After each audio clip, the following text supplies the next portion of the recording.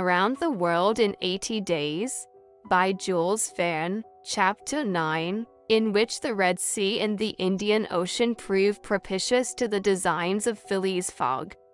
The distance between Suez and Aden is precisely 1,310 miles, and the regulations of the company allow the steamers 138 hours in which to traverse it. The Mongolia, thanks to the vigorous exertions of the engineer, seemed likely, so rapid was her speed, to reach her destination considerably within that time. The greater part of the passengers from Brindisi were bound for India, some for Bombay, others for Calcutta by way of Bombay, the nearest route thither, now that a railway crosses the Indian peninsula. Among the passengers was a number of officials and military officers of various grades, the latter being either attached to the regular British forces or commanding the sepoy troops, and receiving high salaries ever since the central government has assumed the powers of the East India Company, for the sub-lieutenants get £280, brigadiers £2,400, and generals of divisions £4,000. What with the military men, a number of rich young Englishmen on their travels, and the hospitable efforts of the purser, the time passed quickly on the Mongolia. The best of fare was spread upon the cabin tables at breakfast, lunch, dinner, and the 8 o'clock supper, and the ladies scrupulously changed their toilets twice a day, and the hours were whirled away, when the sea was tranquil, with music, dancing, and games. But the Red Sea is full of caprice, and often boisterous, like most long and narrow gulfs.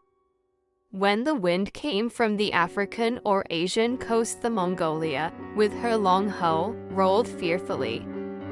Then the ladies speedily disappeared below, the pianos were silent, singing and dancing suddenly ceased. Yet the good ship plowed straight on, unretarded by wind or wave, towards the straits of Bab el-Mandeb. What was Phileas Fogg doing all this time? It might be thought that, in his anxiety, he would be constantly watching the changes of the wind, the disorderly raging of the billows, every chance, in short, which might force the Mongolia to slacken her speed, and thus interrupt his journey. But, if he thought of these possibilities, he did not betray the fact by any outward sign. Always the same impassible member of the Reform Club, whom no incident could surprise, as unvarying as the ship's chronometers, and seldom having the curiosity even to go upon the deck, he passed through the memorable scenes of the Red Sea with cold indifference, did not care to recognize the historic towns and villages which, along its borders, raised their picturesque outlines against the sky, and betrayed no fear of the dangers of the Arabic Gulf, which the old historians always spoke of with horror, and upon which the ancient navigators never ventured without propitiating the gods by ample sacrifices. How did this eccentric personage pass his time on the Mongolia? He made his 4 hearty meals every day, regardless of the most persistent rolling and pitching on the part of the steamer, and he played whist indefatigably, for he had found partners as enthusiastic in the game as himself. A tax collector, on the way to his post at Goa, the Reverend Decimus Smith, returning to his parish at Bombay, and a brigadier general of the English army, who was about to rejoin his brigade at Benares, made up the party, and, with Mr. Fogg, played whist by the hour together in absorbing silence. As for Passepartout, he, too, had escaped seasickness, and took his meals conscientiously in the forward cabin.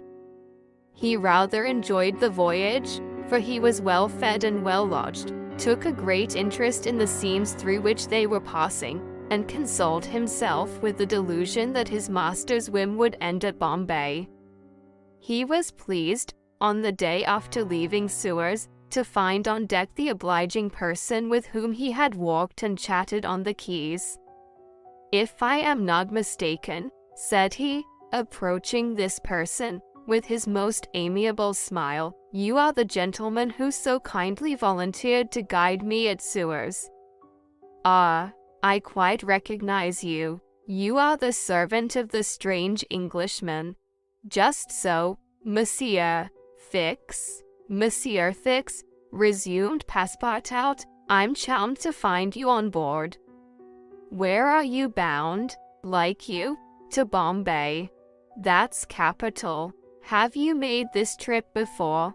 "Several times. I am one of the agents of the Peninsula Company."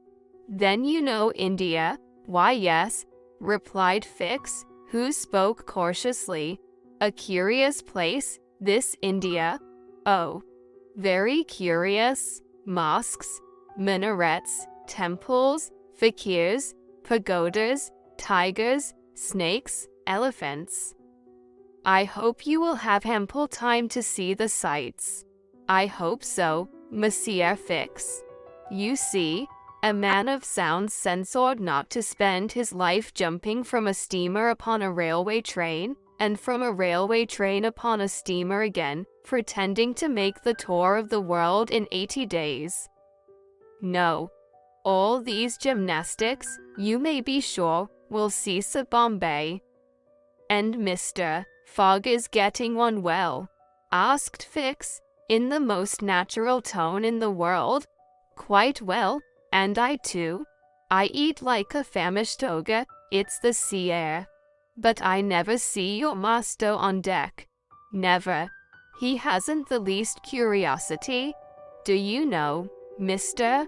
Passepartout, that this pretended tour in 80 days may conceal some secret errand, perhaps a diplomatic mission?" "Faith, Monsieur Fix, I assure you I know nothing about it, nor would I give half a crown to find out." After this meeting, Passepartout and Fix got into the habit of chatting together, the latter making it a point to gain the worthy man's confidence.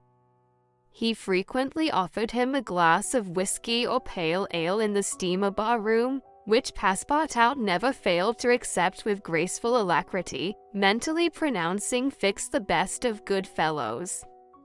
Meanwhile, the Mongolia was pushing forward rapidly. On the 13th, Mocha, surrounded by its ruined walls whereon date trees were growing, was sighted, and on the mountains beyond were espied vast coffee fields. Passepartout was ravished to behold this celebrated place, and thought that, with its circular walls and dismantled fort, it looked like an immense coffee cup and saucer. The following night they passed through the Strait of Bab el-Mandeb, which means in Arabic the Bridge of Tears, and the next day they put in at Steamer Point, northwest of Aden Harbor, to take in coal. This matter of fueling steamers is a serious one at such distances from the coal mines. It costs the Peninsula Company some £800,000 a year. In these distant seas, coal is worth £3 or £4 sterling a ton. The Mongolia had still 1,650 miles to traverse before reaching Bombay, and was obliged to remain 4 hours at Steamer Point to coal up. But this delay, as it was foreseen, did not affect Phileas Fogg's program. Besides, the Mongolia, instead of reaching Aden on the morning of the 15th, when she was due, arrived there on the evening of the 14th, a gain of 15 hours. Mr. Fogg and his servant went ashore at Aden to have the passport again visited. Fix, unobserved, followed them. The visa procured, Mr. Fogg returned on board to resume his former habits, while Passepartout, according to custom, sauntered about among the mixed population of Somalis, Banyans, Parsis, Jews, Arabs, and Europeans who comprise the 25,000 inhabitants of Aden.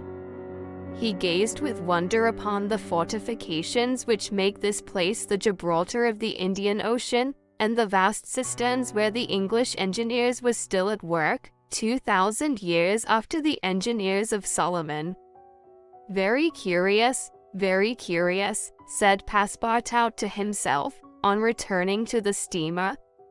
I see that it is by no means useless to travel, if a man wants to see something new. At 6 p.m., the Mongolia slowly moved out of the roadstead and was soon once more on the Indian Ocean.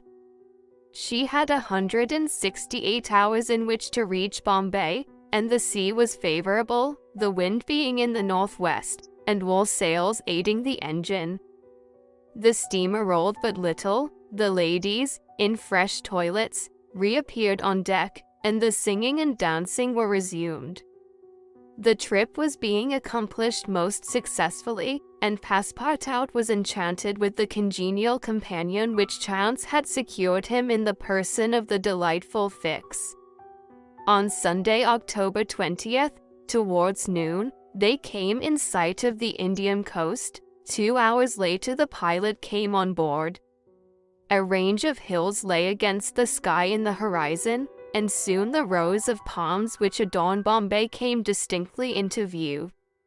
The steamer entered the road formed by the islands in the bay, and at 4:30 she hauled up at the quays of Bombay.